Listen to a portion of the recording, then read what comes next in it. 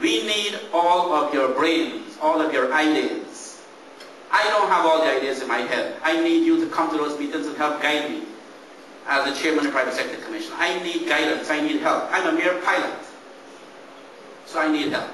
I need you to come and talk to me about the things that are affecting your sectors, about the things that are affecting you. How do you see it from where you sit? Because you know, they say a lot of times where we stand in history depends on where we sit. And so we need those guidance. The Chamber of Commerce needs the guidance, TAG needs the guidance, and I need you all to get on board. And let me tell you what has been happening. A lot of times people are not coming to our meetings, and maybe we are to blame in our public communication as well. A couple of years ago, there's a strategy that was unleashed in this country called the National Competitiveness Strategy, which I believe is one of the most revolutionary things that ever happened in the history of this country. And actually I was quite surprised that the government even entertained it, because it allowed the private sector to become extremely intrusive into government policy. First time in history. So for the last couple of years, they had these consultations across the country, and then the strategy was developed. And today, on a regular basis, for the last year, you have private sector leaders and officers sitting with government officials, the Prime Minister on Energy and Infrastructure, the Minister of Foreign Affairs and Trade, and across the Jeff De Silva in Investment, the Minister of Tourism in the Steering Committee, talking about all of the issues that affect our competitiveness. And what has been happening is that when private sector members don't come to the meetings, they're not kept informed. And so then in private gatherings they would say, well, what is happening with tax reform, or what is happening with customs? And we recognize very clearly that these issues are serious issues that affect our competitiveness. But I want to tell you that today so does the government. Because together we sat there and we list those things that affect our country's competitiveness.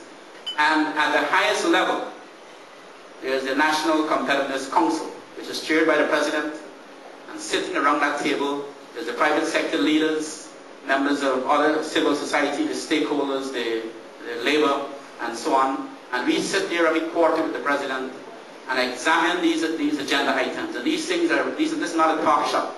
These are very specific items that we go there and we are nailing every time. Now, we're not always getting it right, but for the first time, we cannot say them and us.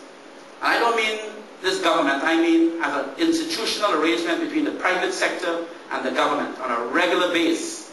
That is happening, and I think in Barbados they have a similar kind of what they call a social compact, but this one is an extremely good faith engagement with the public sector that happens regularly, and that is why we don't need to meet the Minister of Finance once a year for photo opportunity and budget time, because we are constantly engaged with him as we go through these issues of roads, issues of airstrips, issues of bridges, issues of energy. We are constantly talking about these things.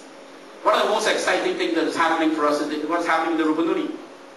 I see a lot of people living in Georgia, so we don't know the exciting things that's happening in the Rupununi. If you went there and you see the bustle, that bridge that is across that river, that magnificent bridge that's across the river. We are sorry it didn't open earlier, but it's open now, and I think it's going to be open officially very shortly.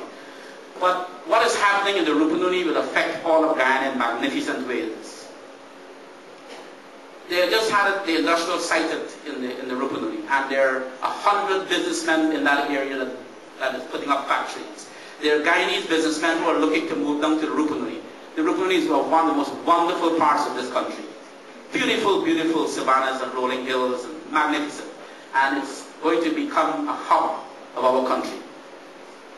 And a lot of us don't know. So I'm urging you all to get involved in the private sector, in your organizations. Whether it's the Chamber of Commerce, TAG, the Manufacturing and Services Association, get involved. Get your voices to the table. Because the people who are there, we don't have all the answers.